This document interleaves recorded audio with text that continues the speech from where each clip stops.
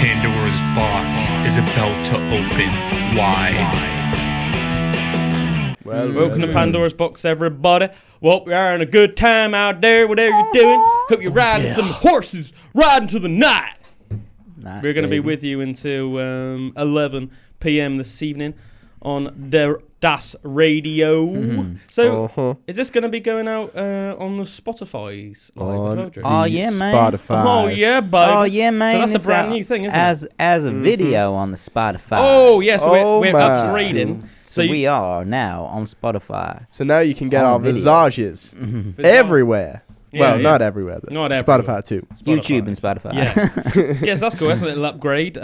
Drewsy looked into it, found a way to upgrade us just from audio to visuals and audio, baby. Gone That's Super right. Saiyan. We gone goddamn Super And Saiyan. you can also subscribe to the podcast and actually pay for it if you want to give us some monies. If you want to help my daughter live bit a of more money. prosperous life in return for some shenanigans. Oh yeah. But yeah, as I said, I like to think it's like a family community style thing here. So if anybody, ever wants to get involved and request anything, recommend anything, or if they say want us to do like a song in like a certain style, because obviously we've gotten into doing sort of like a song each week, and obviously it started off as just like silly little 30-second stuff, and it's like developed into full-blown fifth dimension stuff. The looper has come out to play. The loop has come out, and we've gone full into the depth of our creative improv abilities. So using a lifetime's worth of developed, what teachers would have probably told us is useless talents when we were in school, and we're putting it to the test now and using our combined knowledges and skills to make all this crazy stuff. So if anyone wants us to make a certain song in a certain style or about a certain subject, you could say, like, I don't know, you'd say, right, make an improv song about ancient Egypt in the style of, I don't know, pick a style, Drew. Dua Lipa. I don't even know what that is. I don't even know what it is, but yeah, Dua Lipa. Sounds like some sort of like female medical condition, man. She looks like a female medical condition to be Does she? fair.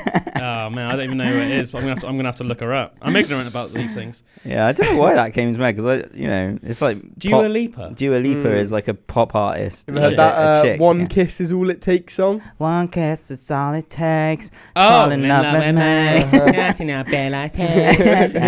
Yeah, that's Dua Lipa. Oh, is it? Oh, nice. Okay, well, yeah, we'll do it like that. One pyramid's all it takes. Or Duran Duran. Oh yeah, or Duran Duran in the style of Duran Duran. Yeah, that'd be cool. epic, man. Yeah, a song or about the Stranglers. A song about the pyramids in the style of Duran Duran. Mm-hmm. With a view to a kill. Oh, I've already made the voice. Tutankhamun. Cleopatra. Yeah, everyone, so get involved. And yeah, just want to say thanks again. Last week I know we did a little shout out to like Hen and Joe and the rest of the Shoot the Moon guys for giving us some inspo, For basically, digging the pod. for giving us some inspo, and also it's like humbling, when you hear guys that are successful in their own right, and also guys that we've known for such a long time, to say such nice things about the show, and that's really humbling. But I also just want to give a shout out to all the other people that have been long time listeners, and one of the things that I find crazy is that there are like a few, like a fair few people now that like have like listened to the pod and have been for a while, that like don't know us at all, like socially, or aren't from our area. Do you know what I mean? But like check out the pod regularly, and that's almost like a bit crazy as someone that's doing it. So we really appreciate all you guys, like Chili Lane and Patrick, and I can't obviously remember all the names, but all the people that always like comment and stuff. Anybody that's written a nice comment or has given us a thumbs up. Send us a message. Or sent us a message. Yeah, we appreciate all you guys. Thanks very much. And thanks to all the people that have been listening since day one. People, Kate Monk and all that. Probably going to forget somebody that I feel like should be worth mentioning. But we love all of you guys. Just spreading the love. Yeah, we Spread should. the love, baby. Yeah. Thanks to all of you folks. All the friends of the pods, we salute you. We thank you. Yeah. Speaking about pyramids and stuff, Randall Carlson and Graham Hancock were on JRE, weren't they? Yeah, baby. Recently. That was really You good. seen that? You watched it? Yeah, I watched the JRE one. Oh, man, it's so good. I haven't watched the Graham Hancock series on Netflix yet. I know that you have. Yeah, absolutely love that. And on the JRE episode as well, with Randall Carlson talking about the kind of free energy Tesla technology. Stuff, yeah. The technology based on Nikola Tesla, his patents and stuff. And he's like, I've been keeping this under under wraps for 7 years because they didn't want me to talk about it. But now I can. They patented it. Yeah. I'm going to come back on the show, Joe. I'm going to show you. I got videos of this stuff working. Yeah. You know, I was in like, my head, because you're speaking of that, it reminds me it's like the Cookie Monster was on there. yeah, Joe. Yeah, but they get the cookie and the feet energy. I'll tell you what, if that's actually like, well, not when I say like if that's real, I don't mean in a way that I think that like Randall Carlson would make it up, because he's clearly like an astute man. Yeah, you can tell he's just a real decent gent. But if that actually properly comes to fruition and stuff, then that will have like insane consequences on the world, and I mean in a good way, obviously. Yeah, man. And it was interesting that Mazda, the car company, are the first. They've put all this money in it to so that they can use their state of the art scientific laboratories. Yeah, and laboratories to like test this stuff. And wasn't he saying something like a normal combustion engine like runs at something like 30% efficiency or something? Oh yeah, something like that. Yeah, with this technology. 80% or something. Yeah, so it's like super. So rather than the battery route of like, all the cars are going to run batteries, cars coming out, it could be like an actual combustion engine could be self-sufficient. And actually, I thought that sounded real cool. So what is it? Because I'm almost picturing like some Tony Stark arc reactor kind of. So apparently, it's based on, rather than explosion, like anything on implosion, right? And it regenerative. That's in layman's terms, obviously, but that's a very bare level. But it as like a basic concept for us to get our heads around. Yeah, all combustion obviously is based on something burning or exploding, if you want to talk about it, like running fuel. out of energy, not reusing the energy that it's actually burnt or What's interesting as well is in like physics, like when a planet comes to the end of its life cycle, I think I'm right in saying this, it does implode rather than explode. And that's just something that's where interesting like black holes come from, because everything has a possibility to be a black hole. Like even that mug or me as a person has like a possibility to be a black hole. If I was compressed to a tiny molecular thing. But when you get these stars that are just so immensely crazy, mind-bogglingly big, that when they die and implode, they do get to their black hole like point. And then it just starts sucking everything in, all the crazy. The gravity gets so strong that it just like sucks everything into it. There's this new series as well on. I see his face. He's sort of funny. But as good as the Ancient Apocalypse ones and that as well. There's a new Netflix documentary called Our Universe with Morgan Freeman. I love Morgan Freeman. Yeah, man. I love Morgan So Freeman. it's like he's narrating it a bit like a David Attenborough he's got documentary. One of the best narration. Oh man, and it's well. so good. Like the beauty of the imagery of like, you know, when you see these like Planet Earth documentaries and stuff. But it's a bit different. They've mixed it with like pictures of like things out in the wild, but also with all of this like must have been created by AI and technology and stuff, like these visuals of like planets dying and stuff like that, and they mix it real universal with like stuff on the Earth and explain it like about what the second episode's about time and the first episode's about I can't remember now, but it's like it's really interesting, man, and it's super cool. But and then it was explaining about black holes and that and how but they visualize it as well, and it's like I haven't really seen that. Well, you see it in a documentary that's about space, but this is like mixed with Earth and space like really well. So I recommend that. It's called Our Universe, I think. I think Interstellar is the one that sort of developed all of that technology, isn't it? I know with that film they were so scientifically accurate, obviously, to theory, because we don't necessarily know how a wormhole really works, but we can only theorize. We didn't know what would happen if you went into it. Exactly, but we based it, or they based the film Interstellar off complete scientific theoretical fact. Yeah, I remember hearing that Neil deGrasse Tyson talking about how he was like pretty impressed with it as an astrophysicist. And I know they with their CGI they developed it so much that I think they ended up getting the most accurate like image of what a wormhole would look like or a black hole would look like ever, and like completely basically reinvented what it would look like so people could finally begin to understand what that would look like if we came across it, which is pretty cool. Looks so mental in film. Yeah. I'm pretty sure I heard like one theory about what would happen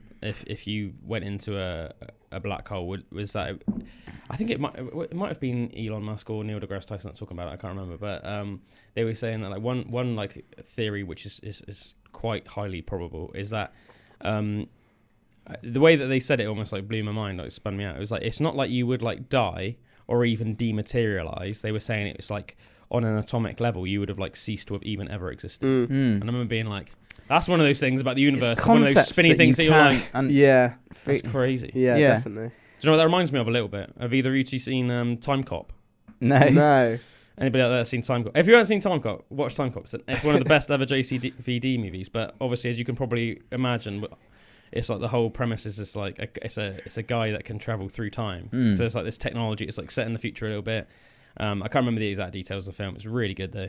And but the whole idea is that like if you say you went into the past and you saw yourself, you can't get too close to yourself, because one of the laws of physics is that like two identical I think it's like two identical particles or two identical atoms or something, they cannot coexist the same space because you will just dematerialize on a microscopic level. But then that's like it plays into the movie, and spoiler alert, it won't ruin the movie, because it's one of those movies, it's a typical JCVD movie, if you know what I mean, in terms of like the thrill ride is the journey of the movie, not the climax of the movie. I think anybody that's a fan of like those 80s action movies, come on, give us the climax. You'll know what I mean. Yeah, basically at the end, like the bad guy, JCVD, is like facing off with the bad guy, and he's like the bad guy's got his missus, but he doesn't realise that JCVD's gone into the past and grabbed like the guy's younger self and like brought him to the future. Whereas it's a bit dematerialised.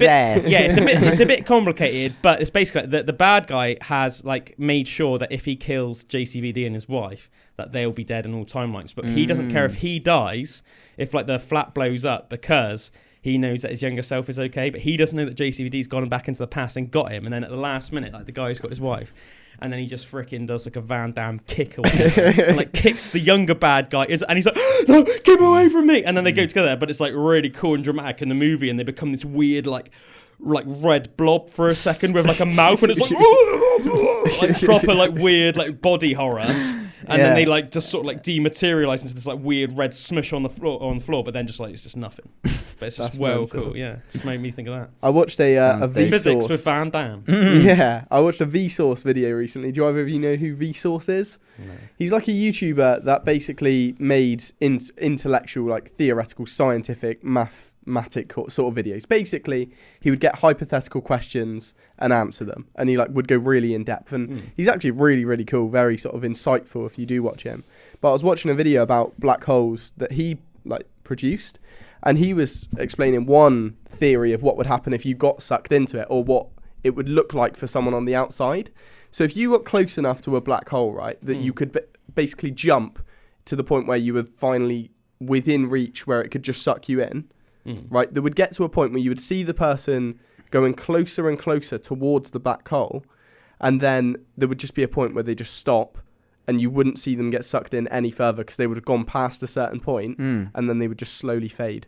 Like they wouldn't even like, you wouldn't see them just get sucked into oblivion. Yeah, they would just be there and then just like freeze in place and then just disappear. Yeah, I remember in this Universe documentary, it was saying that the gravity gets so strong at the edge or the center of a black hole that time seems to stand still. It like slows time down.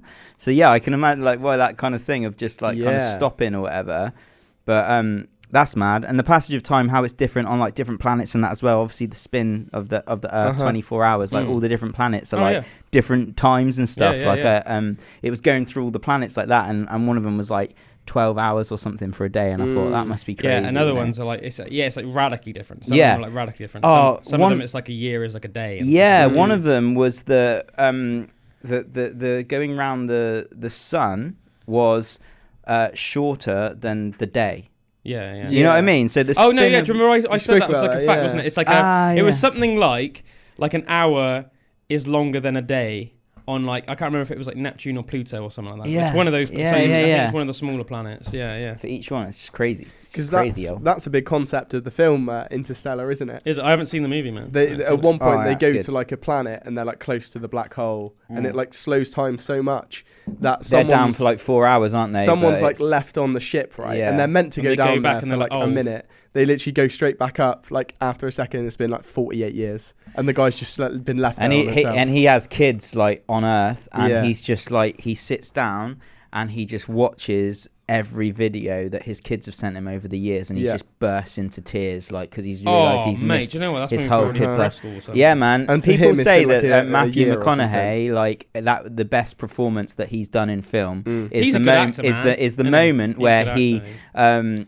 watches that, because and what they say as well, like, I remember he said something. He was like, the first take is real, everything else is acting. So, like, he looks for these moments when he's in films to be able to just like nail the first take, basically, as the most authentic and everything. And that scene where he did that was nailed in the first take, and everyone says that it's just incredible watching it. I don't know about you, Drew, and obviously it depends on the style of song, but like with say like improvising and and I was going to say, like, with the song that we did last week, Apocalyptic World, that's literally like what I did for that song in terms of like the lyrics. So like I just got myself in the headspace of like what it would be like, or like what would be going through my mind because you know you do in an apocalyptic world. You do hear nowadays, you know, the term nuclear war is chucked around in the media nowadays, obviously because of the whole like Russia situation, and there are dodgy stuff going on in the world. Like, you know, it's like, is China going to invade Taiwan? And it's like, looks like they're probably going to at some stage, and it's like a bit sketchy, and it's like, are we going to do anything if they invade Taiwan? And it's like, it's all dodgy, innit? And then there was like, turned out that some missiles went into Poland recently, and then it was like, was it Russia, or was it an accidental Ukrainian thing, or if it was Russia, was it an accident? And it's like, it just seems so dodgy. And then you hear at the same time as all of that nuclear war sort of like chucked around, you also hear, you know, by many like really intelligent guys that know ridiculous amount of tech going on about AI and the dangers of AI. And it's almost like, I think that's so in your head that when I just quickly was jotting down those lyrics, it was actually really easy for me to get into the headspace of just like, if this was like a reality, what would be going through my head? You know, and it's almost that feeling. That initial like, reaction to what your first thoughts are, not overthought, and just actually like putting that out there. So it was like really authentic feeling. Do you know what I mean? Like that's always it wasn't like I was acting. Like, to me, it was almost like, okay, if this was actually happening, then that makes it authentic. And that's one of the reasons as well, like why I wanted to use the like in the video, almost like that Robin of Sherwood footage at the beginning, because one of the things, obviously, if anyone doesn't know what we're talking about, look up Apocalyptic World on the Pandora's Box podcast YouTube, and you'll see the video. Or like our Instagram, or just anywhere that has Pandora's Box stuff, you'll find it on there. Because we put a little video to it, because we couldn't film ourselves doing it last week. So I collected all this like different footage and then sent it to Drew, and Drew produced it all and put it all together using his wizard skills. But yeah, go check it out. But it's like, and I know you're the same, Drew. It's like one of the things I love most about the world is the natural world. You know, it's nature and being in nature. You know, I love that. If I was dropped in the middle of the frickin' wilderness with like a nice little cabin, and you know, I would be quite a happy man. Do you know what I mean? I'm at a stage in my life I don't particularly care to go out partying or something, like once in a blue moon, but it's because it's nice to see my mates, not necessarily because I'm, you know, want to get wrecked on tequila and stuff like that, you know.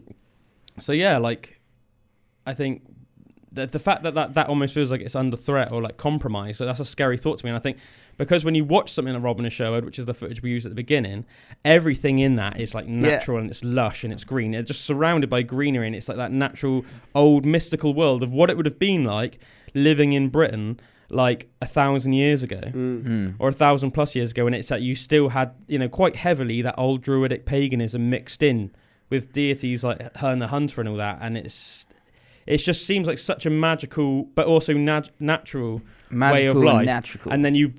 And then like get clipped to Terminator. Yeah. And you think about the fact that that's not even that fanciful. It's fanciful. That's like a real possibility. Totally, man. In like a worst case scenario, but it's still a scenario that like almost is like not probably taken seriously enough. The same way that Graham Hancock says it's like, you know, we're not taking seriously enough like meteor impacts and asteroids and stuff. We're also probably not taking seriously enough the dangers of AI. And like trying to make technology God, you know. This guy called Hamilton Souther was talking the other day about our bodies and about like the natural process of evolution of like, you know, our bodies. And the guy he was talking to, they were talking about AI and about how people are trying to to like, you know, you'd put your consciousness in a robot and that robot would live forever.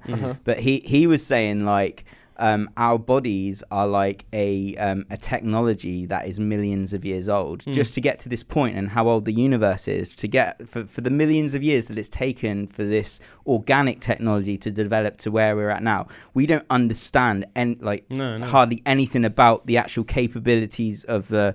So to just throw that away, to put to kind of give the gods to technology, I was like, that kind of makes sense, you know, like understand the actual immense like miracle that your body is before you try and put your consciousness into something that's made, you know. Or try and like overly develop something that's like synthetic or something. Unlock our full potential first. That was it. It was almost like the full potential of your own body and that, and I was like, whoa, that's cool. That's quite mind-blowing, because it's about, you know, like you've only tapped into so much potential in your brain and stuff.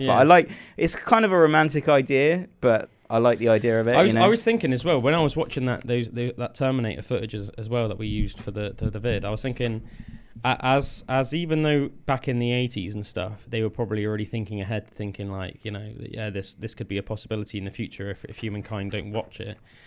To be honest, man, even like the way that the future's depicted in the Terminator films, I think that if that scenario did happen, it would be even worse than it's depicted in the films, purely because obviously when Terminator came out, we didn't have internet and stuff like that. And nowadays, it's like it would be the same, but if all the Terminator's brains were like 100% linked in the films, because obviously it's a product of its time, it's more like mass-produced Terminators that are coming off an assembly line, but I don't think they're necessarily linked like mentally. Whereas obviously now, if that happened, they would be like it would be like they were fully psychic, because every single one would just be linked to the rest. So it's like if one of them saw something, every single one would know it was there, and it would be almost like impossible to fight back. You know, in like the video footage, how there's like resistance fighters and they're fighting back, and you can see how accurate like the Terminators are, but still like the good soldiers are still getting some good hits in that. Like Kyle Reese, he's still blowing some stuff up and he's surviving, and that is cool. And you could imagine that would be like real life. Like if there was some real good like SAS level, Black Op level guys, I think they could put up a good fight.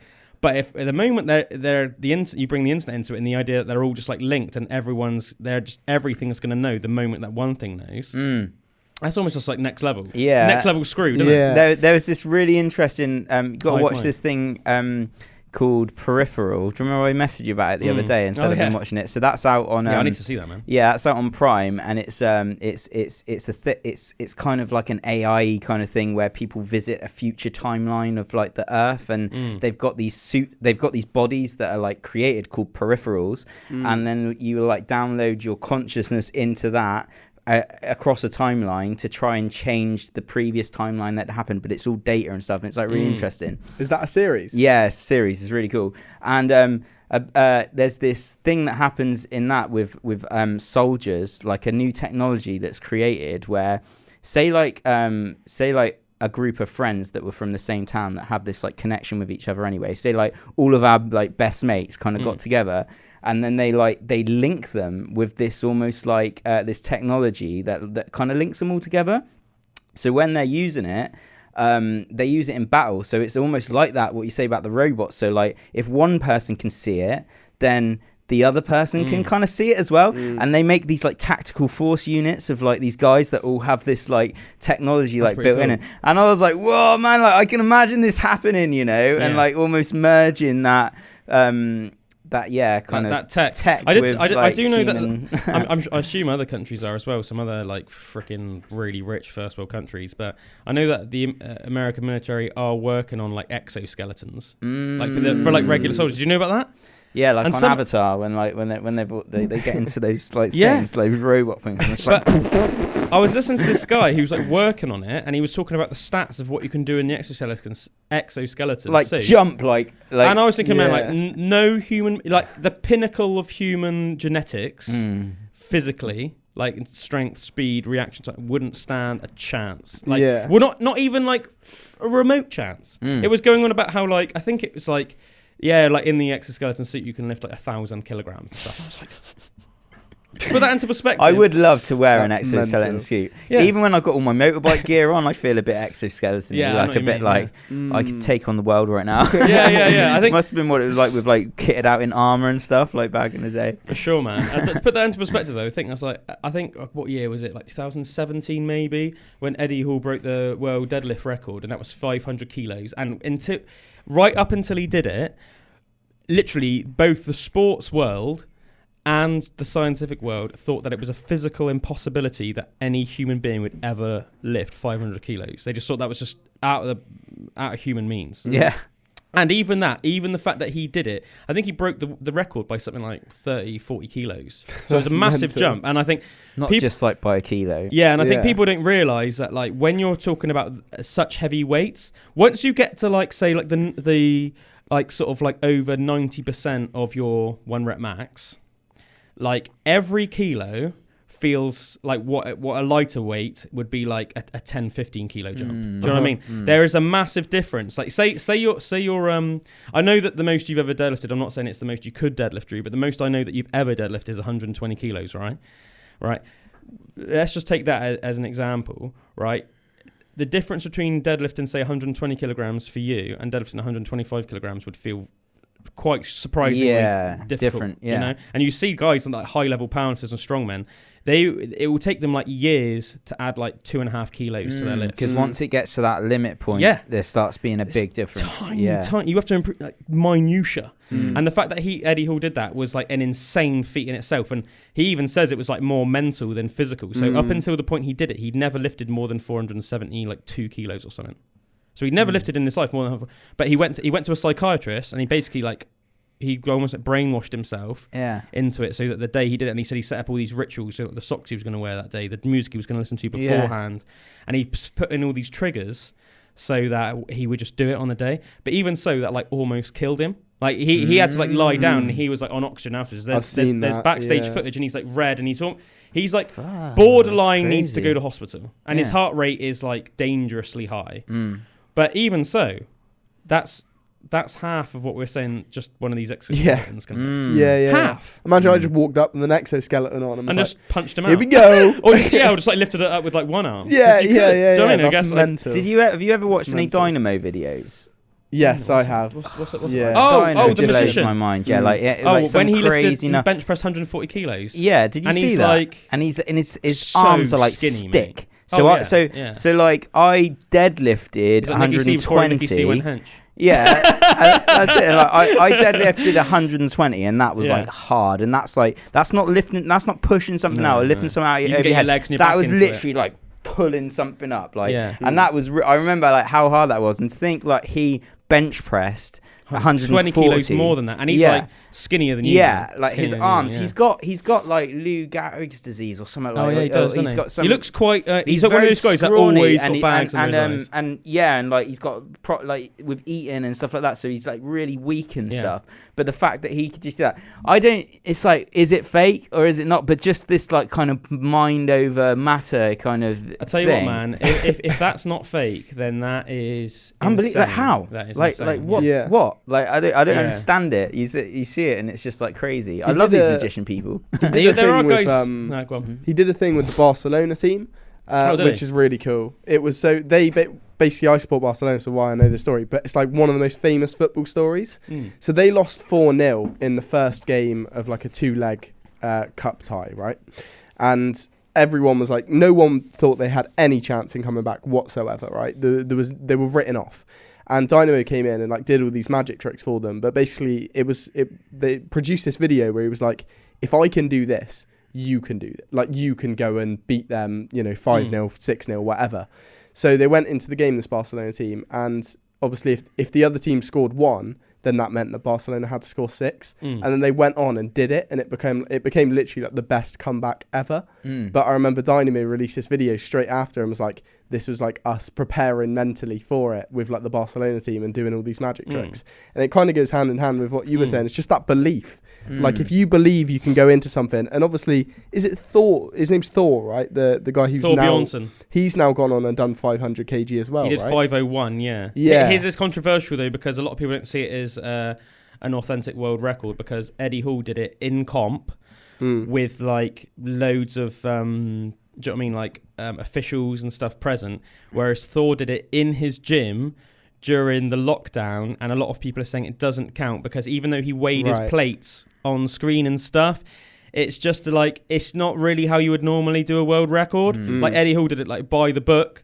whereas it's not. And even little things like doing it in your own gym, like that's a psychological advantage rather than going to this stadium. Yeah. Do you know what I mean? It's not your bar, it's not your plates. There's freaking like 1,000 people in front of you in this auditorium staring at you, and there's like an official that, you know, he's not your mate. He's there.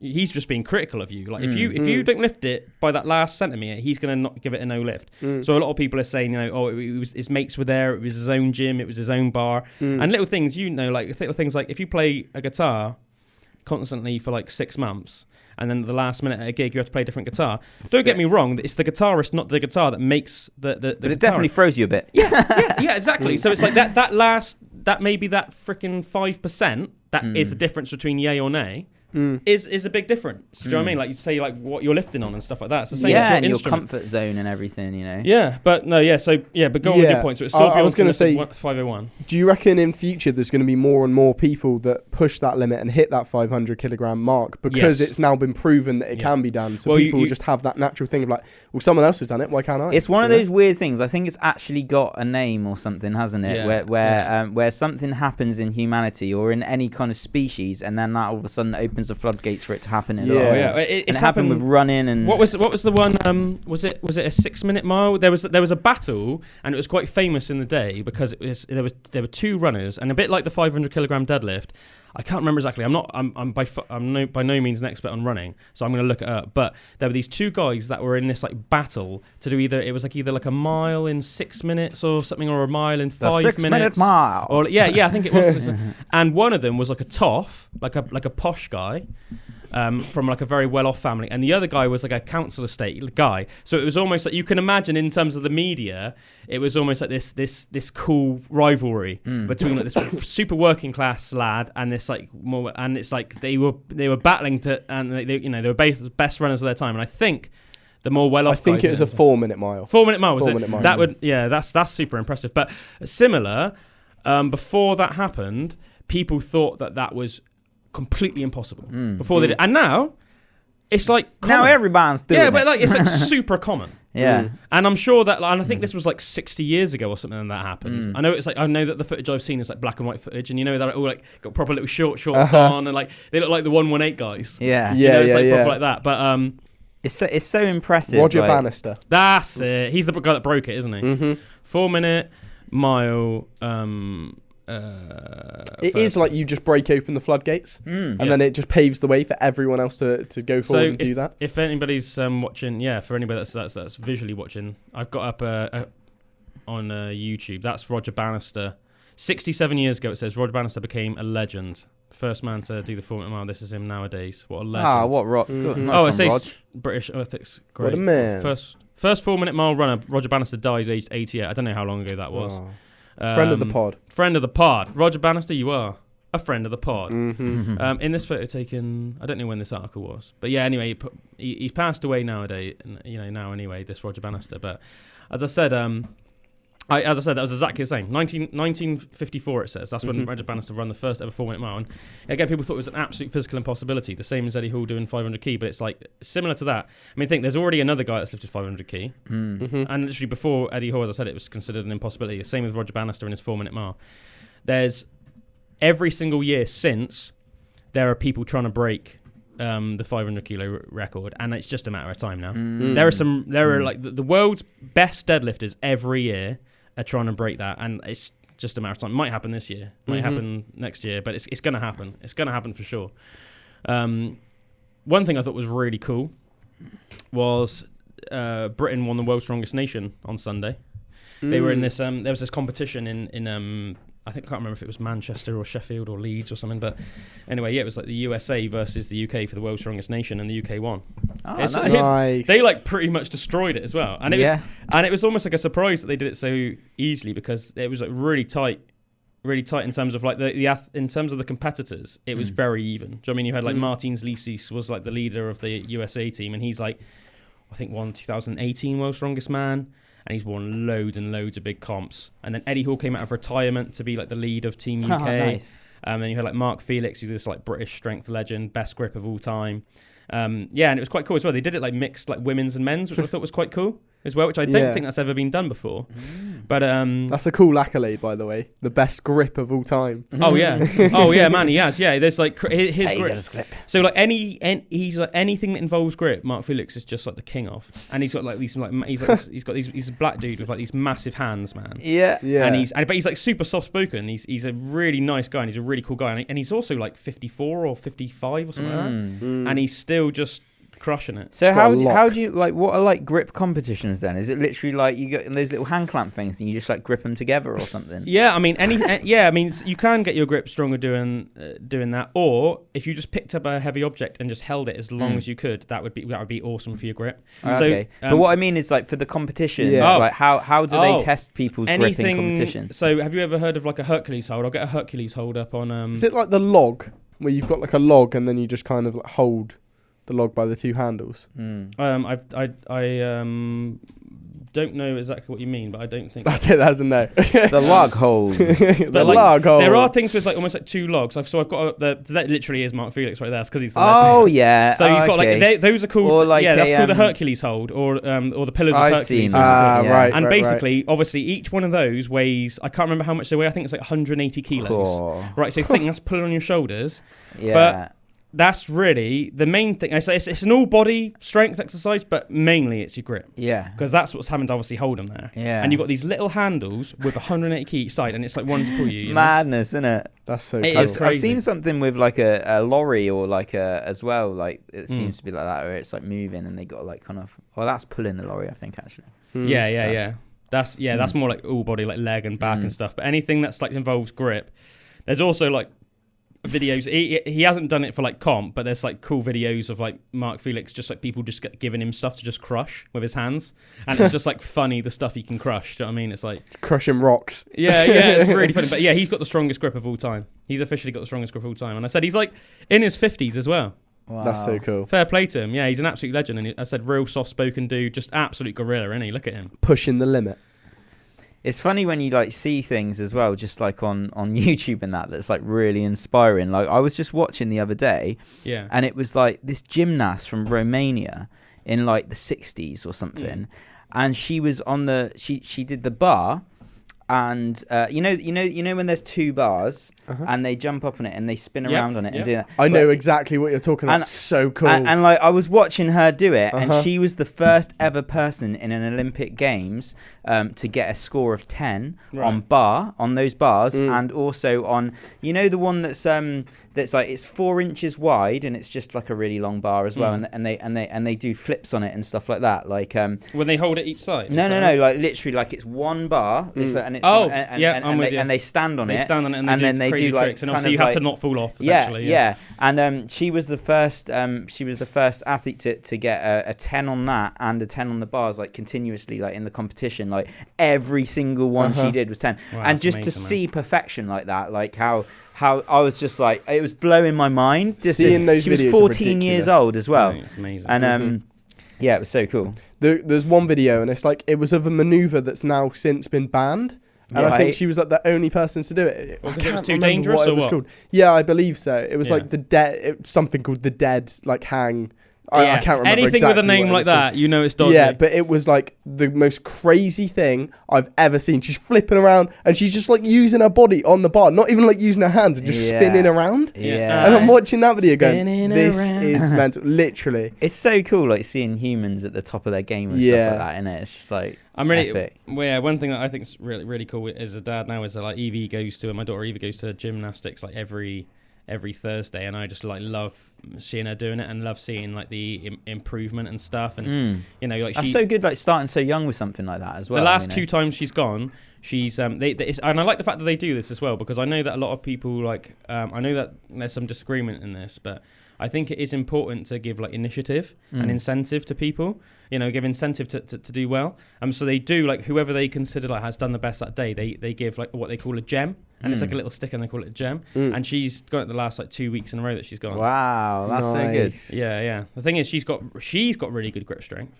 Like, you know, she'll come in the gym and she'll like hang off my bars and stuff like that, and she likes playing around, and like, you know, it's like whatever I'm doing in the gym, she will try and copy me. And obviously a lot of stuff she can't, because either she's too small or she hasn't got the body mechanics yet. But a lot of the stuff, some of the stuff she can anyway. Do you know what I mean? Like, she does, like, she'll just like, if she sees me do burpees, she'll do burpees. And it's like, and then she'll just like hang off thing, and it's like, that's so good for her grip. Like, she obviously doesn't even understand what she's doing, but I know that the processes she's making her body go through, and that her body's starting to go through these adaptations where, because she's just doing it regularly, her brain's going to go, oh, we better get good at this then. And I think all the other toddlers out there that just aren't doing that, like, she's getting like a massive leg up, man. Yeah. Oh, and then, like, mixed with the fact, like, you know, like, she's probably got good genetics anyway. Just know what I mean? Like, Em's family are like they're very short, but they're very like strong little farmery types. You know what I mean? Like, Em's a very good athlete, very fit and strong for her size.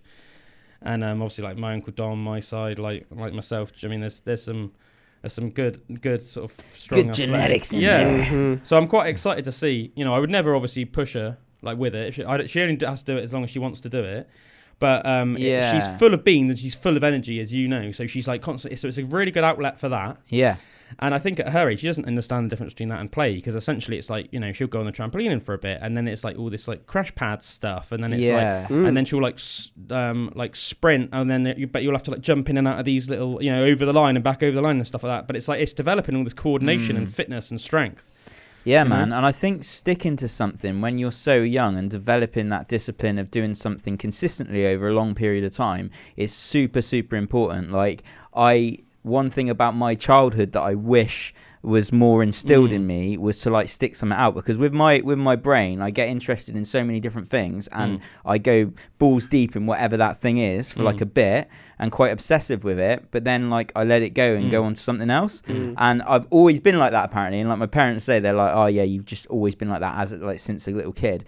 But like, to consistently stick over something for a really long time, that's where you see, I agree, like, man. I wish I was the same. Insanely, I wish like, I was the same. like talented people at things and stuff, you know. Yeah. So if you can, like, you know, doing gymnastics from like such a young age, and like all the skills that you would get from that, but also from like sticking to something over that would be like really positive. As I said, I was amazed, and it's really cool, obviously, now that Evie's doing it, because she might, if she wants to do it, then she'll be like it at the same age as well. I have no doubt. But when like my friend Dom DeBonis, I remember you saying that, guy, when he came over to like he basically just like gave me some stuff for my gym, some mirrors, because he was working on a house, and basically if he didn't give me the mirrors, they were just going to go to the tip anyway, and he was like, do you want some mirrors to the gym? I was like, hell yeah, like, I can drop them over. So anyway, he dropped them over, and he brought his daughter over with him, and she's been doing gymnastics like since she was like Evie's age, and she's at the stage now where she was going like 4 or 5 times a week or something, and she was at like a really high level. She was already representing like at least Somerset. It might have been like the Southwest or something, but she was at like high level.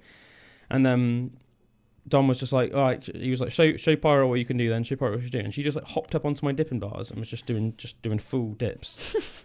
But like, she's just like a little girl. Yeah. Do you know what I mean? But it's like, you know, she's not like, obviously she doesn't look muscular. She doesn't have the hormones to be particularly muscular, especially at her age. As like I don't know how old she was when she came over, like freaking like, I don't know, like 11, 12 or something at the time.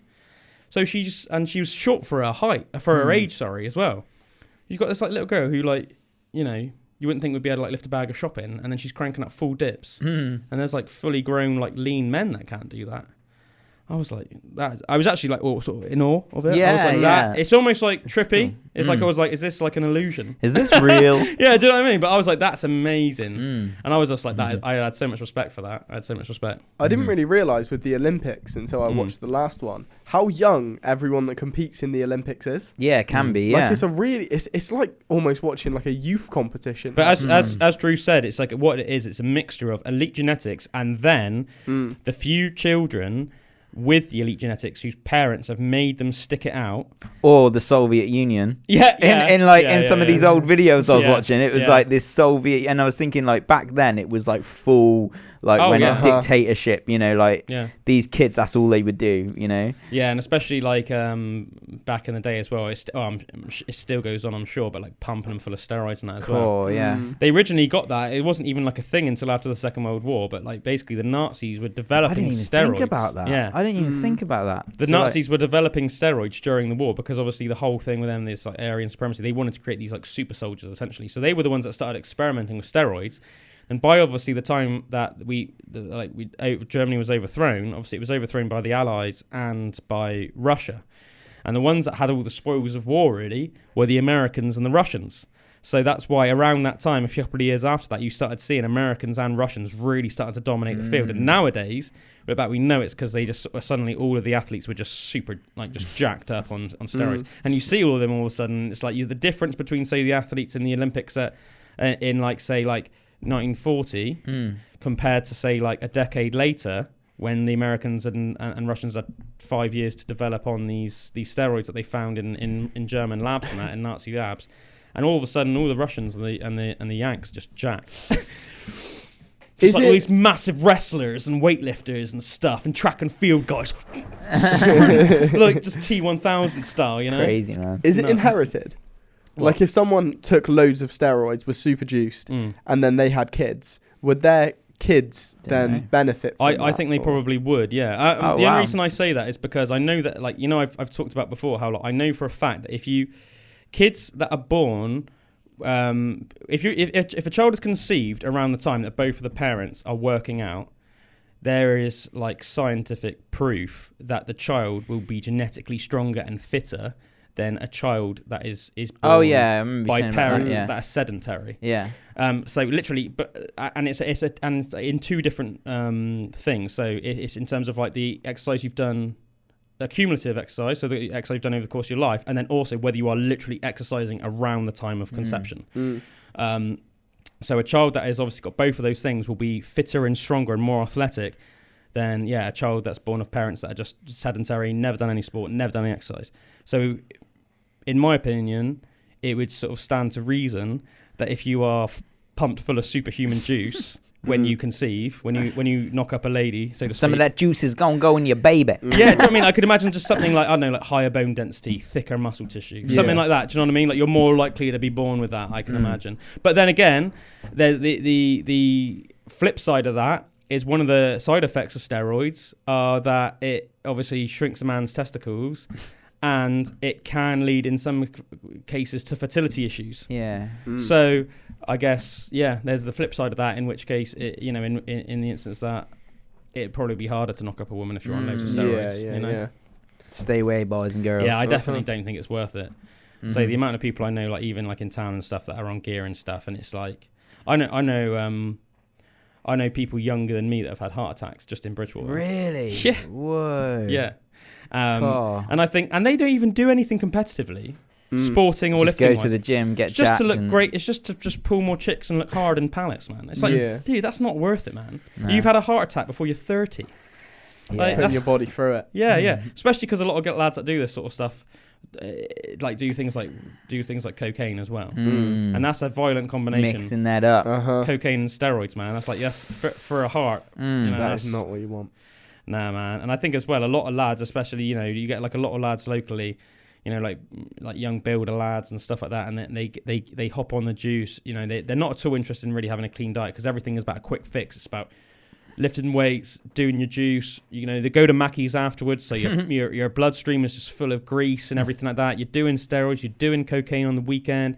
You're pulling benders. Sounds like a recipe for disaster. Yeah, exactly, man. Do you know what I mean? It's like so unhealthy, and also they're not looking into like the correct way of doing things. So the people that are on an Olympic level are the ones that are doing gear. Like they're getting it all done from like top tier doctors that are that clean. You're right. You're taking this many milligrams of this, and you're taking this many milligrams of this. But we're going to put you on these estrogen blockers because when you take steroids, it raises your estrogen as well as your testosterone. So we're going to put you on estrogen blockers to make sure. But mental, local lads don't have that. They're just injecting themselves with they got it from some dodgy brummie that they met down the gym, and then injecting themselves in the ass in the change room, mate. You like that's so dodgy. That's so dodgy. Mate. Your level, you have no idea what you're doing to your hormone levels. I wonder, or what? with steroids, like, are they derived from any kind of plant? From like you know how like a lot of no. it's not like, because I'm wondering if there's any. Well, I suppose like protein is the thing, isn't it? Like there's like that you could take, that you could eat, or that you could take more of that was natural, that would like promote. I think there are a couple of things like natural things you can take which will like ever so slightly raise your testosterone levels, but just not as like concentrated as some. No, like steroids, but like not even anywhere near as much as actually taking like synthetic, like which just proves how unnatural it is. Oh yeah, man. Because it's like it's all derivatives of testosterone, isn't it? But it's not. It's like steroids are derivatives of testosterone, but they're like altered, and it's really weird. I know that one thing that's like one of the worst things that's bad for you, and I don't think it's even a steroid. It's growth hormone. One of the things that some people take nowadays is growth hormone, and that's almost like scary, man. Like if you're a fully grown adult, you should not take growth hormone. What it essentially does is it kicks in the growth, the same way that when you're a teenager, obviously, your body, like a growth spurt. Your body is naturally secreting growth hormone when you're like say a teenager. But then once you're fully grown, obviously you shouldn't take it, because the thing is with growth hormone, at least steroids like only grows things like your muscles. Growth hormone will grow everything, but that means it will grow your internal organs, your bones. I think so. One thing that you see often with people that take growth hormone, huge head, they get enlarged hearts, and then when they come off it, their heart gets saggy.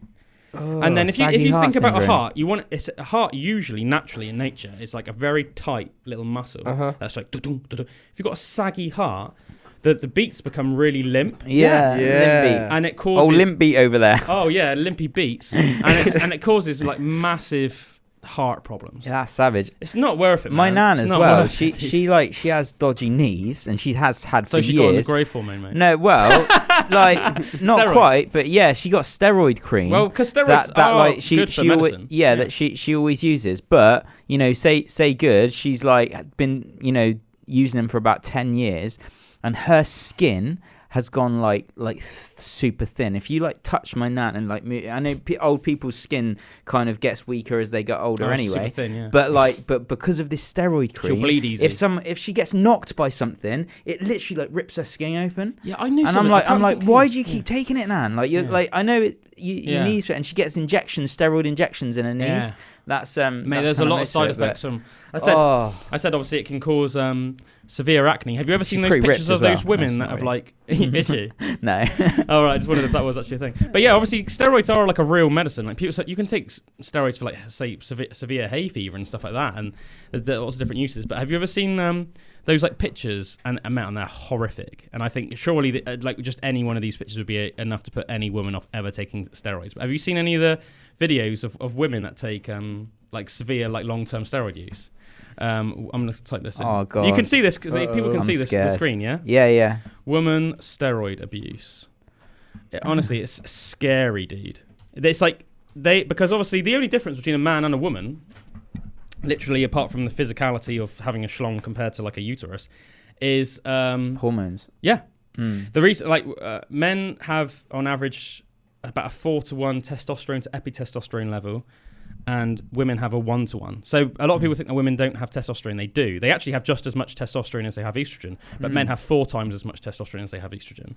Now, obviously, what happens when you start flooding a woman with testosterone is they literally will start turning into a man, like physically in terms of the appearance. Obviously, they're not going to grow a schlong, but you will literally. Steroid abuse. I'll put it in female steroid abuse. That's a bit better, isn't it? Woman steroid abuse. I'll put long-term effects. Long-term.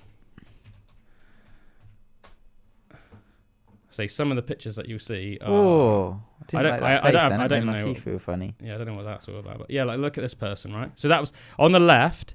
That was her, I guess, when she was like competing. So in the face, still looks reasonably attractive in that, but her arms look like freaking more jacked than like 99% of blokes. And then you can see her in a competing days as well. Look at her on now, right? She's got a weird beard. She looks like she's a crystal meth head, mate. She looks like, no, doesn't she though? It's like steroid addiction, mate. And she's turned into like, she's got a goatee. She if looks someone like said that was a man to me, though, even in the pictures where she had like long blonde hair, I'd be like, but like a dude with like a feminine face, like a super jacked dude with like a feminine face or something. But yeah, look, look at that. That's crazy, isn't it?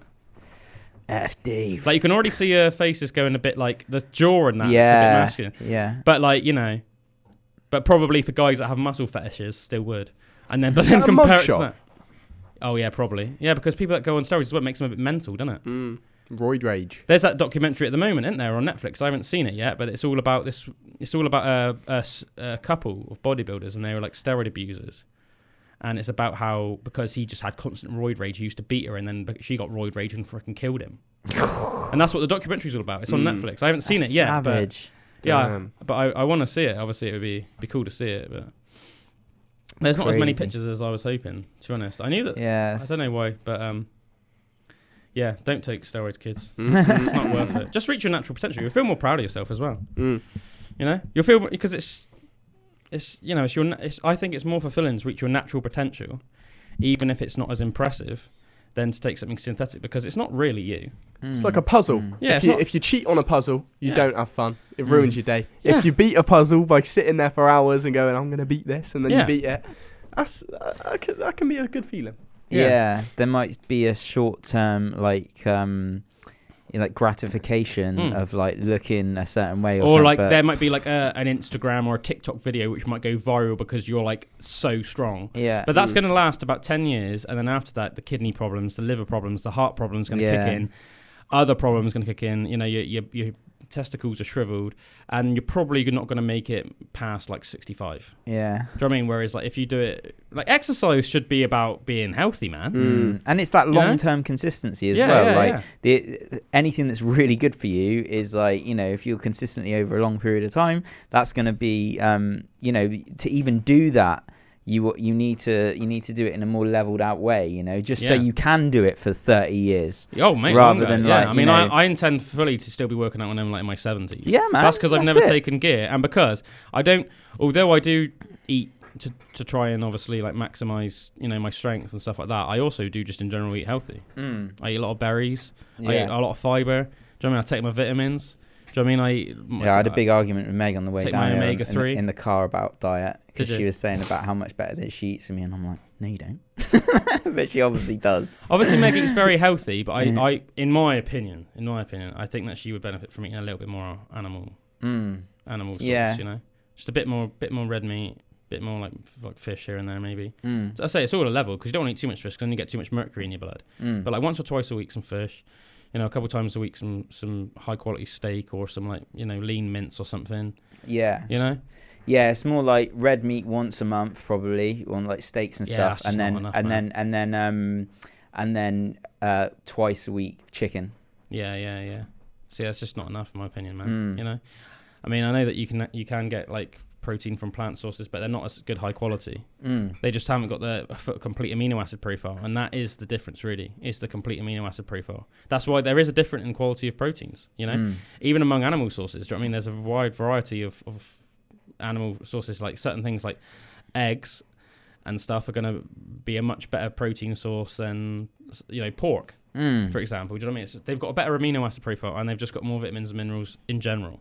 Ghee is amazing as well. We've been cooking with ghee loads. So ghee is, they call it liquid gold in India, and it is literally, it's butter, but you get like organic grass-fed butter, and basically like boil it up, or not boil it, like slowly thing it, and all of the like milk solids and the kind of stuff that would kind of clog you up a bit, naturally like goes out of it when you go through this process of heating it, and then what you're left with is just the pure like golden, like none of the milk golden solids nectar. And the golden and literally you cook with it like instead of oil and stuff, and it just tastes amazing. It makes everything like real buttery and lush. Man, but it's look up ghee, man. But like where did you say it's from? India? Super good for you as well. Yeah, it's what a lot of curries are started with and everything. Well, I've probably eaten some before. Yeah, you would have eaten ghee, but yeah, they call it liquid gold, and it's really nice. So we cook with that all the time. We just make up a load of that at like the start of the week, and then just cook all our meals in that. So that's quite a nice source of like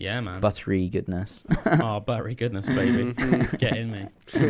Anyway, folks, we're going to listen to a track now. When we come back, We're going to do this week's Mystery Monday. Stick around, it's Bullwinkle's turn this week, folks. Yes. Pandora's box is about to open wide. Welcome back, baby. Are you ready to get mysterious? Because it's time to get mysterious. Oh my God, I'm so ready. On your ass. Oh my. Muchos ambientos. Yeah, as I have previously stated on the show, this week it is Bullwinkle's turn for mystery. Turn. So let's delve deep into the mysteries of mankind and from beyond mankind. Well, ladies and gents, today on the mystery segment, we will be talking about the monster with 21 faces. Very scary indeed, very scary indeed.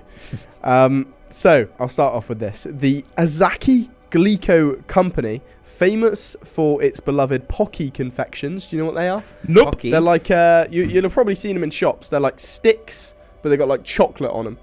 They look like sticks, but they're just sort of like breaded. Breaded sticks with chocolate. Like very thin, very thin. Oh, yeah, thin, very thin ones, very thin. I'm with you. I'm still not, but they sound nice. Imagine, it's like, I'm sure you would have had one. It's They're almost quite like common. a biscuity texture inside with chocolate covering. Mm-hmm. It's nice, yeah. Like a Twiglet, but with chocolate on. Yeah. A little bit, without the Marmite. Yeah, I love Twiglets. Oh, yeah, I get it, man. Nice little box of Twiglets. So it's one of Japan's most popular candy companies, but on March 18th, 1984, Glico was thrust into the spotlight for an entirely different reason. That night, two masked men broke into the home of Glico president Katsuyoshi Ezaki. Around 9 p.m, they tied up Ezaki's wife and daughter and dragged Ezaki naked from his bathtub. Ooh, they threw the candy executive into the back of a car and sped off into the night. So we're starting off with a kidnapping on today's mystery. A mystery in itself. Mm-hmm. Who are the men? Exactly. Why did they take him? Yes. To the shock of many in Japan, the kidnappers then demanded 1 billion yen, which is about $9 million today, and 220 pounds of gold bullion. Bullion. Though Ezaki managed to escape before the company paid his ransom, it soon became apparent that his torment had just begun. Yeah, that's a bit weird. It doesn't really go into detail how he escaped, but he got kidnapped and then made it out. I think I might have heard the story of his escape before, actually. Oh, really? I can't remember much of this story, but I think I might have heard of the story about a Japanese guy that had like a candy company or a sweet company, obviously we'd call it. Mm-hmm. Like escaping some his detainees. Capture. Before long, 6 cars at a Glico factory were set on fire. Then someone sent the company a container of hydrochloric acid. Ew. And, as if Ezaki hadn't already gotten the hint, his tormentors also started sending threatening letters that were quickly published by newspapers. Surely that's good though, isn't it? Yeah, well, you would think. But maybe not. So, we'll start off with their letters. To the police fools. Their April 8th, 1984 letter starts. Are you all stupid? What the hell are you even doing with all that manpower? They dangled clues like the colour of their car, grey, and where they bought their food, Dai supermarket, probably butchered that, a large chain, adding that this information should be enough to catch them. They could just be throwing them off though. Yeah, mate, I got a grey car. Yeah. Just got a red car in reality. Yeah. They finished off the letter with a threat. Shall we kidnap the head of the prefectural police too? Ezaki's kidnappers signed the note as the monster with 21 faces. A nod to shape-shifting thief from Edogawa Rampo's 1963 novel, The Fiend with 20 Faces. But neither that nor the clues they offered helped police track them down. In fact, their threats got worse. In mid-May, the monster with 21 faces claimed they'd placed several packs of cyanide-laced Glico candy onto store shelves. Ew.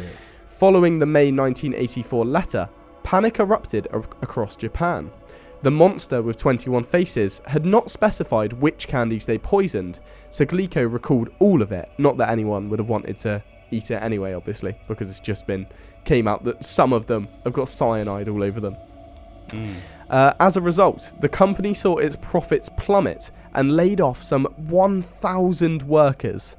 And Ozaki soon admitted that the kidnapper's gambit had cost Glico $130 million in sales. Wow. But police never found evidence that the monster with 21 faces had poisoned any Glico candy at all. Indeed, by that June, the strange gang seemed ready to abandon its torment. The president of Glico has already gone around with his head hanging down long enough, the monster with 21 faces wrote. They added, "In our group, there's a 4-year-old kid. Every day he cries for Glico. It's a drag to try and make a kid cry because he's deprived of the candy he loves." Mm-hmm. Though Japanese candy lovers may have breathed a collective sigh of relief, the monster with 21 faces hadn't given up. Instead, they focused on another candy company. In September 1984, the Morinaga part of the Glico Morinaga case began when the monster with 21 faces demanded money from the Morinaga Candy Company. When Morinaga refused to comply, they sent out another threatening letter that upped the ante. "We've added some special flavour," the group said in an October letter.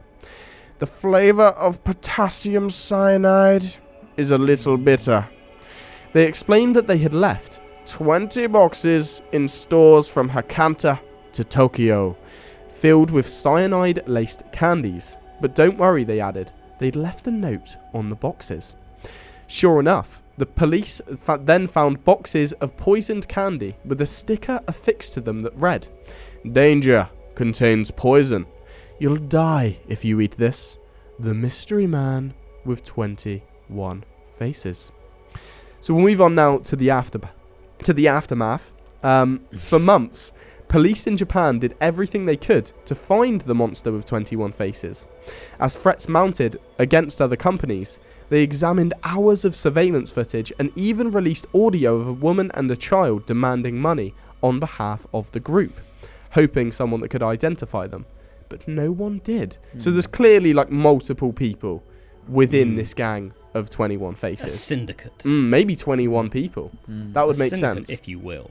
They had a couple of clues. A security camera caught a man placing Glico candy on a shelf. Police later dubbed him the videotaped man. Then, police noted a bystander acting suspiciously during an attempted money drop.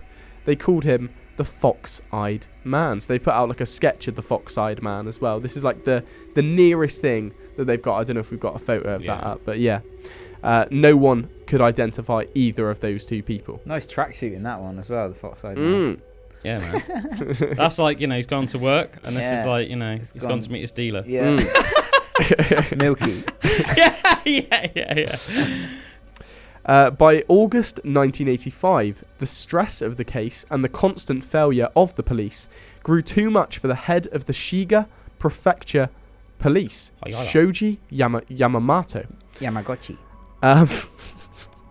He died after pouring kerosene over his head and setting himself on fire. So the chief of police. Why would you do that? Mm-hmm. Is that the chief of police? Well, the head of the police. Head of police. Man. It's been so stressful. The way I found this was on Reddit, and someone was telling about it, and they said there was millions of policemen like working on this case. Yeah. Like literally so many people, and no one was just getting anywhere. Savage. Like because kids love candy, man, and that's that's literally like brutal. That you could be poisoning some little kids, like. Savage. This is obviously a massive operation. Yeah, again, like with a lot of these cases that we talk about, I reckon there's a certain level of police corruption going on here. Do you know what I mean? Just seems like there's so many people working on the case and not getting anywhere. I think somebody must have known something, whether they're being paid. I want to know why they're doing it as well. Like why they want it? Because I know there was that a lot of it was money. Because there was that massive money thing at the start, but then after he escaped, before they could pay the ransom. And they've done it to another company now as well, but they haven't demanded any money as much I'm hearing for that one. But it's weird, yeah, man. Though the monster with 21 faces reacted to Yamamoto's death with derision, How stupid of him, they wrote in a letter. They also seemed mollified, which I don't know what that means, but it sounds Mollified? Mollified. I'm gonna look it up. Mollified. I don't know. Maybe they've just misspelt the word in the place. No, I've heard of it. I've heard it before, but I can't. Appease the anger or anxiety of someone. That's what it is. Yeah. So that Past tense, mollified. Appease the anger or anxiety of someone. Nature reserves were set up around the power stations to mollify local conservationists. So in that example, it would be to ease the anger and to appease them. That makes sense Nicely with the said, next bit of the story. Or it says another way to explain it is to reduce the severity of something. This is the next letter that they wrote. We decided to give our condolence, the group said. We decided to forget about torturing food-making companies. If anyone blackmails any of the food-making companies, it is not us, but someone copying us. Signing off, they added, we are bad guys. That means we've got more to do other than bullying companies. It's fun to lead a bad man's life. Monster with 21 faces. Pretty ominous. Yeah, that's pretty ominous. Living a bad life. Yeah, again, also, I feel like they're throwing out like a lot of, like deliberately a lot of misinformation or potential misinformation. Like they're saying like we're stopping, so if anybody does this from now on, it's not us. Well, would you believe that? Or it might be. Yeah. Do you know what I mean? So the same way with the car thing. I feel like my word or my word. It's like they're trying to be as confusing as possible. Oh, we have like a grey car. Oh, we're not doing it anymore. It's like, well, I don't believe any of those statements. Yeah, could be true, yeah. But it's just as likely that it's not true. So. Because why would they give out that information? Yeah, exactly. And it's almost like a bit like playing rock, paper, scissors. It's like, you know, when you're trying to psychoanalyze somebody, think what would they put out? It's a bit like, I'm gonna throw scissors. Are they saying that with almost like, oh well, we obviously wouldn't believe Is that, it a manipulation? so we're not going to look for grey cars. But then if they actually do have a grey car, that's almost like they're using reverse psychology. But then it's like, but then it's just as likely that they're just talking rubbish and it's not a grey car. Yeah. So it's really hard. Or they change colours every time they do. Yeah, exactly. It's really hard to actually get to the bottom of games, man. Yeah. In fairness, games. That was the last time that anyone ever heard anything from the monster with 21 faces ever again. By the end of their reign of terror, no one had ever been poisoned, and the entity had never shown up to accept any extortion money. Though the police investigated 125,000 people, everyone from Yakuza mobs to North Koreans, and chased thousands of tips, they were never able to identify the monster with 21 faces. And today, the statute of limitations has expired. So even if they caught the monster of 21 faces today, finally figured it out, there's nothing they could do. The police couldn't charge them of anything. That's crazy. As such, the Glico Morinaga case remains one of the strangest and sweetest unsolved murders of the 20th century. So that was today's mystery. I just thought that was pretty fascinating that people came out of nowhere and just, what a weird thing to target, just like sweet companies. Yeah. You know? I think it's crazy how, you know, someone saying something or someone doing something that's basically free to do can completely like bring down like a company or cause so much devastation. We've seen it with the Watcher and how, like that £1 million house or whatever, and just from those stupid friggin' letters, like their whole life was pretty much ruined and they made financially bankrupt. Yeah, man. You know, that happening, obviously. With getting like 1,000 people laid off. Yeah, and losing like millions of dollars worth of like profits and everything. Revenue. And what happened on FTX recently with the Binance. The Binance CEO put out a tweet saying, I'm selling all my stock in FTX. And everyone did a bank run of the money, tried to take the money out of FTX, and then FTX collapsed in a day. And I lost all my money. Yeah. So do you know what I mean? But it's like, it's crazy how everyone send their love to Drew. that's one you know, that's one guy putting out a tweet. Do you know basically what? Like we should set up like a little black and white GoFundMe. For just £4 a month, you could feed a boy like Drew. Just in the corner. Who lost all his money in on the corner, FTX. naked in the fetal position. Yeah. It's going to be me soon, man. Text Drew 5 to Pandora's box. Yes, please. Yeah, or I know subscribe what you to mean. the pod. It seems, It seems so like easy to bring down a company like that, doesn't it? Yeah, and that's it. Like just through fear of it's like when COVID happened, and it was like we're gonna run out of toilet roll. Everyone buy toilet roll, do you know? And just man, that was all so of a sudden, annoying. and then you can't get no bog roll, and it's because it's like or man. pasta. Yeah, Yeah. pasta and bog roll. Yeah, And cake stuff. yeah. No flour, I think. But it's just fear and that little injection of fear or uncertainty or doubt, FUD, otherwise known. Fear, uncertainty, and doubt can like bring down a company almost instantly. Yeah. Affect something so bad. Don't get taken by the FUD. Yeah. Yeah. No FUD allowed here, man. No. Pretty Pretty interesting that they never actually poisoned like anyone. Well, they put it out on the shelves though, didn't they? Yeah, but weird that they then added like a little note. It seems that the whole but thing this was is what I almost mean. like a bluff. It's like messing around. Yeah. It's just messing around. But that messing Hysteria. around causes so much devastation in like, you know, and knock-on the wider effect. community. Even though, you know, not one person died, but 1,000 people lost their jobs, and probably like we're in a pretty savage situation, like where like, oh, what are we gonna do now then? You know, Imagine that was your company, and these random people I'd just be started so coming out, and angry. you were I'd just be like, oh man. I suppose that's what you know, like when you what's it called, disfaming or like when you say bad stuff about people, slander, and like you know, it can be you can get in a lot of trouble for it if you do it on the media and everything, because it can have a knock-on effect where it ruins people's lives, so easily just from some words or and that's crazy, man. Could ruin lives. The injustice of it. And justice for all, baby. Yeah. Injustice for all. The monster with 21 faces. I'm glad they didn't bankrupt that Pocky company. Yeah, I want to try one of those chocolates as well. Can you get them in the UK? You can. Look, I don't know where, but you can get them in places. Look, there's all these different ones. Look, chocolate banana. Oh, Pocky, matcha, milk chocolate cream. Pocky. Give me one of those Pockies. Almond crush. Oh man, that looks the best. banana. I could demolish like all of them and that. I want the almond crush. Me too. I like a bit of, you know, and the matcha one. I'll have a bit of matcha. Matcha. A bit of strawberry. Oh, bit of strawberry, baby. Ooh. That'd be like someone just going after like Haribo it? randomly and just like bringing Haribo down. You'd be a bit like, that's mental. Like, this is a huge company in Japan. Yeah. So crazy that they kidnapped the guy first and then second went to go and poison the candy. Yeah. Funny things you find on the internet. Yeah. Jasper Carrot. Oh yeah. Oh, I don't like that face.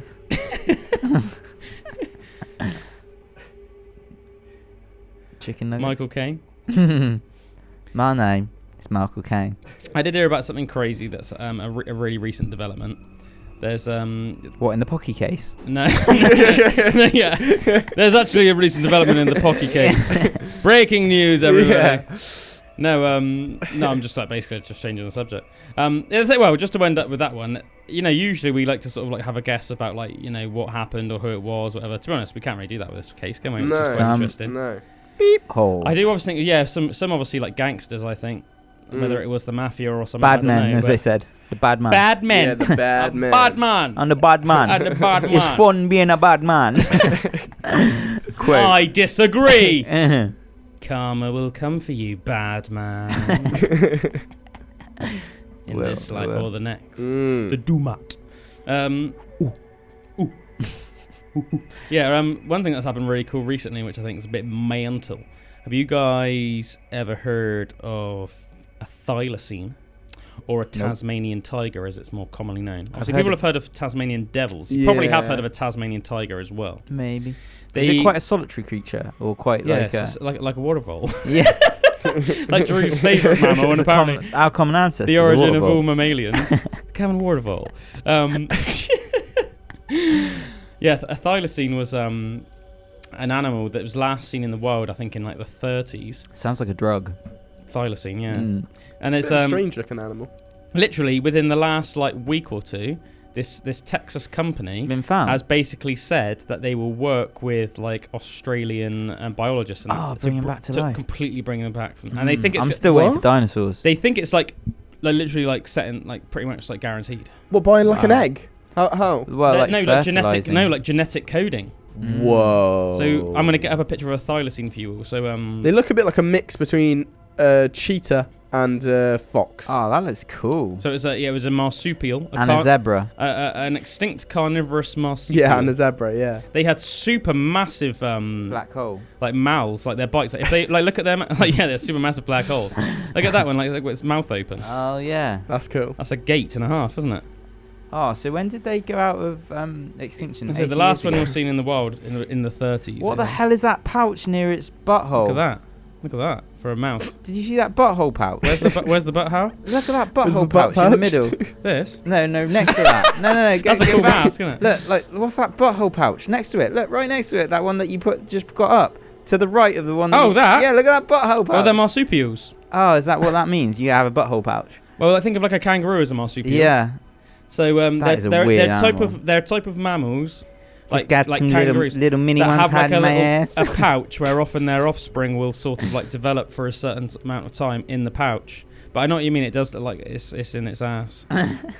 But obviously, strange that that's the first animal they choose to bring back. I guess it's the one that they've got the most bring back chance raptors, of bringing man. back. bring back raptors. Drew wants to just go full raptor. Yeah. Straight away, raptor. To be fair, I think it would be a bit more like if a raptor came back, everyone would be like, "Whoa, that's a bit." Well, I think they're doing this for an eco reason. So apparently, there's all these animals. Introduce them back into the wild to bring some all balance. the animals that the thylacine hunted in its natural habitat have now have become overpopulated, and because there's nothing to fill its role in the ecosystem, they need to bring the thylacine back, or the Tasmanian tiger, as also known, to sort of like balance out the ecosystem again. That's cool. But I'll try and find. It's called something like Colossus Labs. It's like a Texan laboratory. So colossal. With the Colossal, is it? Colossal Labs. I think so. That's what I just saw. With the technology that they're using to be able to do that, would it be possible with something like dinosaurs, do you reckon? Not at this stage. We don't got the technology yet. We ain't got the technology yet. I mean, it still made sense at the start of You would Jurassic need Park DNA, wouldn't you? with the DNA that was from the We filled it in with the DNA of a frog. yeah. Do you know, because it was the mosquitoes that were set in amber. The mosquitoes obviously fed off the dinosaurs, so they've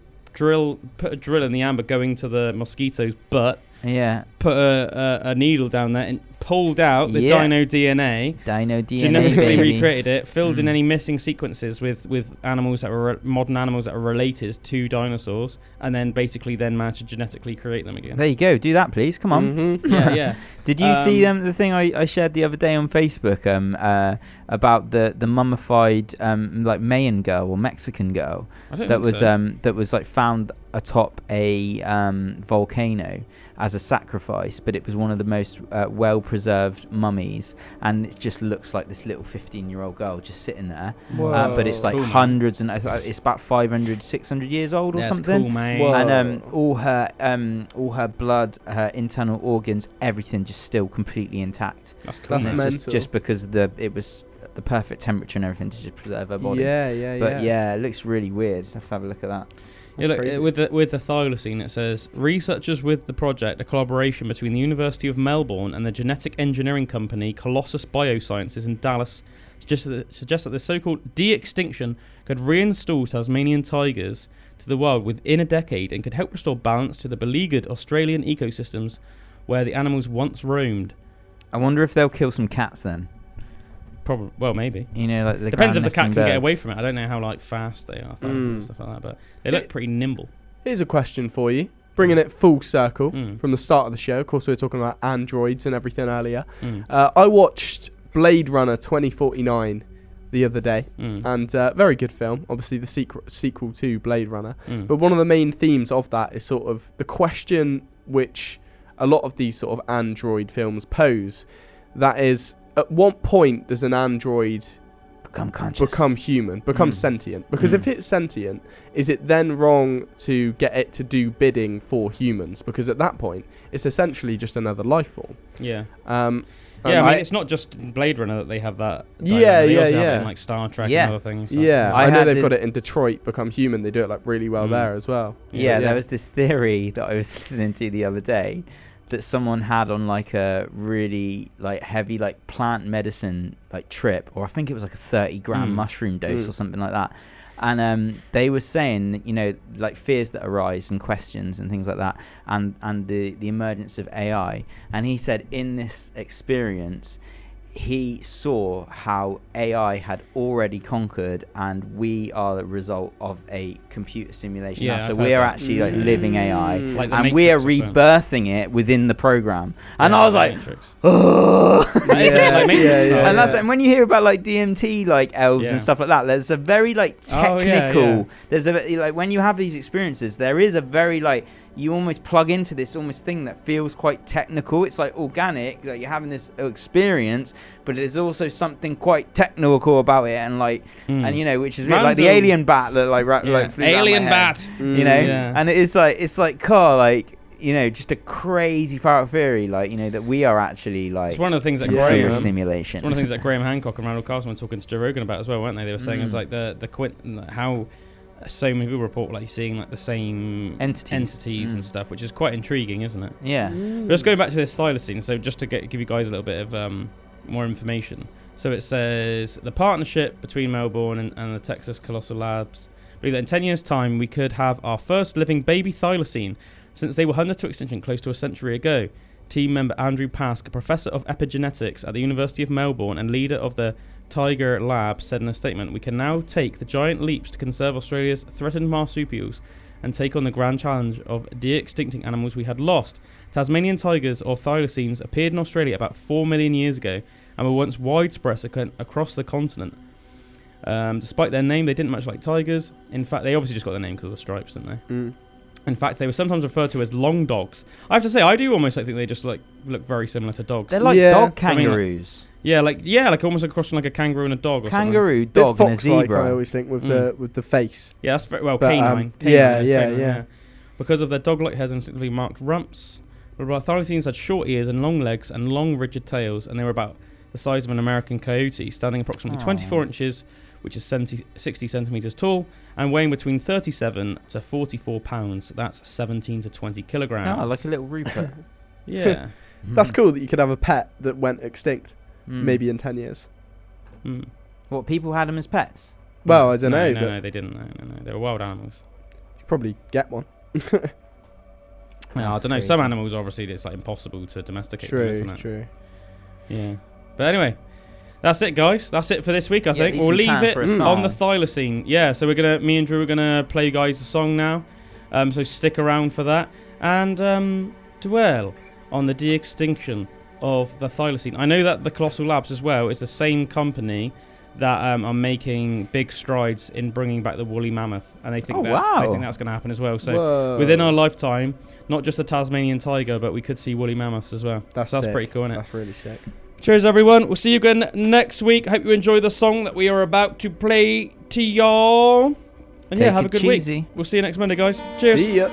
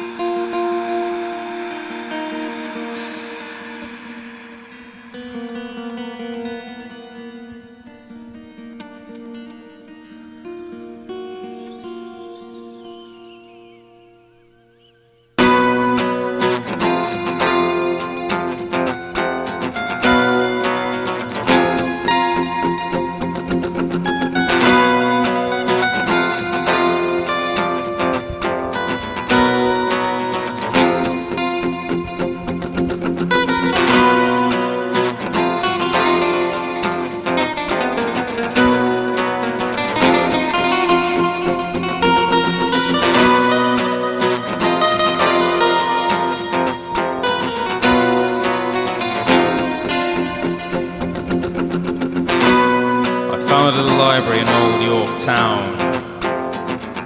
Inside there was a man with a wicked frown. Upon a shelf I spied an ancient book. The pages within got me hooked. I took the book home and found that the words contained were not in any language known to me or to my knowledge known to man. I researched late into the dead of night until I came across an old book that my university professor had once given me. Inside it had a passage telling of an old Egyptian tablet. Its very purpose was to translate an ancient, unheard of language. To my shock and delight, I realized the language was that of the book I had just purchased. I immediately began translating the words to English. What a fool! What folly! But how could I have ever imagined the damage I was doing, or what was about to transpire?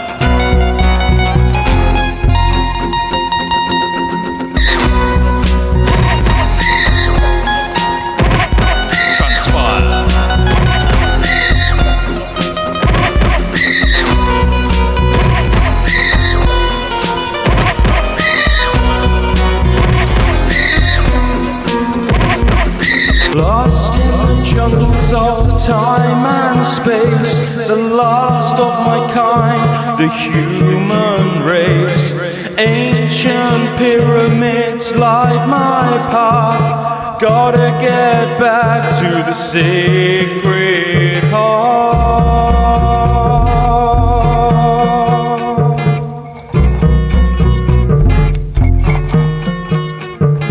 Quote the raven nevermore, I've gotta find my way to Earth Realm's door.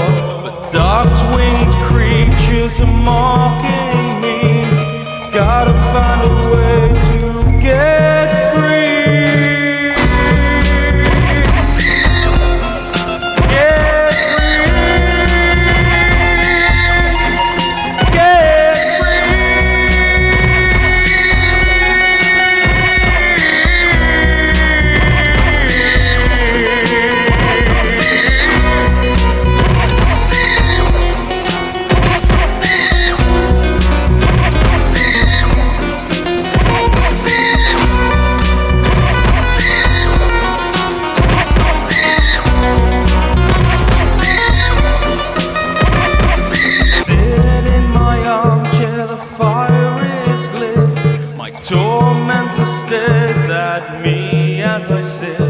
I stare back, but my mind is shook. I've gotta find that tome, that ancient book. The words will then set me free. Get back to my land, get back to me.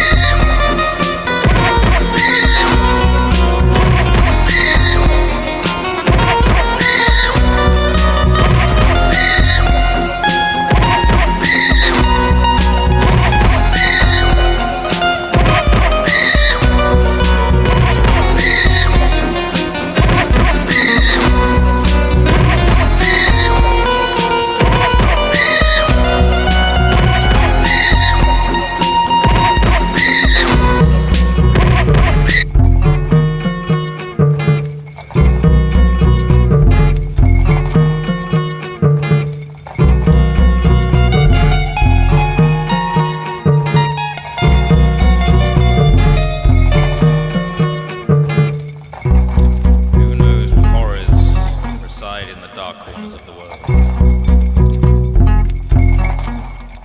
Seek the light.